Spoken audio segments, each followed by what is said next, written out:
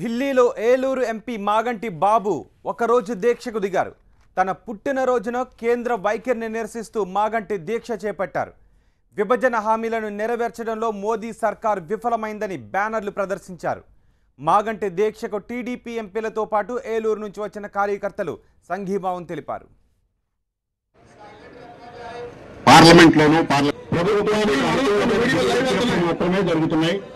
బాబు గారి బర్త్డే సందర్భంగా శుభాకాంక్షలు చెబుతూ అదే రోజు మన ఆంధ్రప్రదేశ్ గురించి ఆయన నిరాహార దీక్ష చేయడం కూడా ఒక గొప్ప విషయం.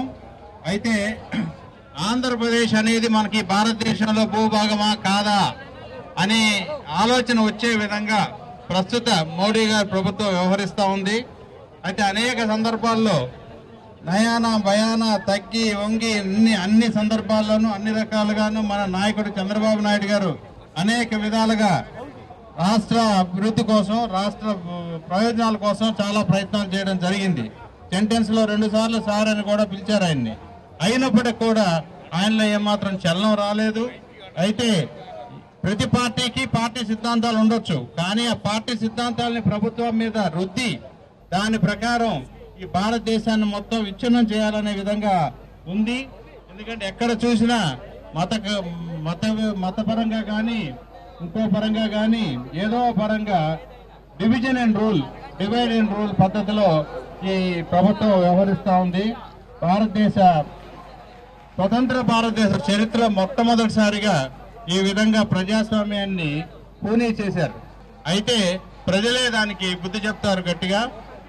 మన చంద్రబాబు నాయుడు గారి నాయకత్వంలో బాబు గారు ఈ రోజు ఇది పెట్టినందుకు సంఘీభావం తెలియపరుస్తూ అందరం కలిసి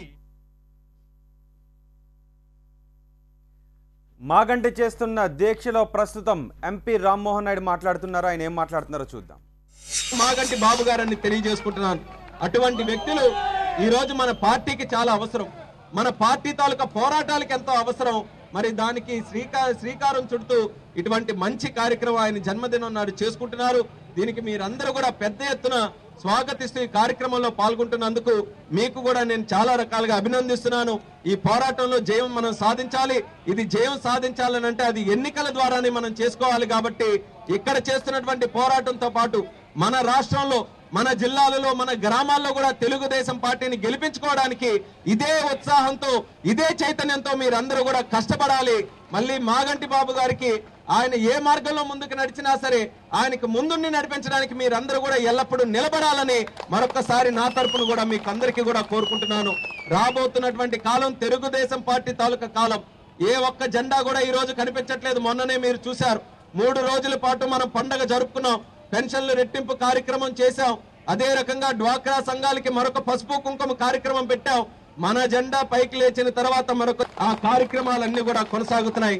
ఇటువంటి పరిస్థితిలో అది ఒక అవకాశంగా తీసుకొని ప్రజలకి మరింత చేరువయ్యే విధంగా మనం అందరం కూడా కృషి చేసి చంద్రబాబు నాయుడు గారిని మనం గెలిపిద్దాం. చంద్రబాబు నాయుడు గారిని గెలిపించాల్సినటువంటి అవసరం కేవలం ఆంధ్రప్రదేశ్ రాష్ట్రమే కోసం కాదు, దేశం కోసం కూడా చంద్రబాబు నాయుడు గారు ఈ రోజు అవసరం. ఆయన ఉన్నారు కాబట్టి ఈ 23 పార్టీలు కూడా కలిసికట్టుగా నడుస్తున్నాయి. ఏమైనా అంటే ఎవరికైనా విభేదాలు ఉంటే చంద్రబాబు నాయుడు గారు ఉన్నారు కదా, ఆయన చూసుకుంటారులే. ఆయన పోరాటంలో నిజాయితీ ఉంది, ఆయన మార్గంలో నీతి ఉంది. ఆయనతో పాటు కలిసి నడుద్దామని ఈరోజు దేశ ప్రజలు అందరూ కూడా, దేశ నాయకులు ఆయన వైపు చూస్తున్నారు. కాబట్టి ఆ బాధ్యత, గౌరవం కాపాడాల్సినటువంటి అవసరం మనందరి మీద ఉందనేది మరొకసారి మీ అందరూ కూడా గుర్తుంచుకోవాలి. అదే రకంగా ప్రతిపక్ష నాయకుడు గారు కూడా నిన్ననే వచ్చారు ఎలక్షన్ కమిషన్ కలవడానికి.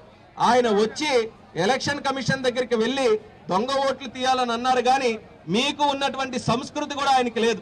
ఢిల్లీ వచ్చినందుకు మీరు సాయంత్రం ఒక కార్యక్రమం ఉన్నా సరే ఇంత దూరం మనం వచ్చినందుకు ఒక్కసారైనా నరేంద్ర మోదీ గారిని నిలదీయాలని జంతర్ మంతర్ వచ్చి మీరందరూ కూడా ధర్నా కూర్చున్నప్పుడు ఒక ప్రతిపక్ష నాయకుడు, ఈ రోజు ఒక ప్రధానమైనటువంటి పార్టీకి ఉన్నటువంటి నాయకుడు, వాళ్ళ నాన్నగారు మరి ముఖ్యమంత్రి చేసి ఉన్నటువంటి ఒక నాయకుడు ఢిల్లీ వస్తే నరేంద్ర మోదీ గారికి పల్లెట్టి మాట అనుకుంటా తిరిగి ఆంధ్ర వెళ్ళిపోయారనంటే అటువంటి నాయకుడు మనకు అవసరమా అనేది కూడా ఈ జంతర్ మంతర్ ద్వారా మనం ప్రశ్నించాల్సినటువంటి అవసరం ఉంది.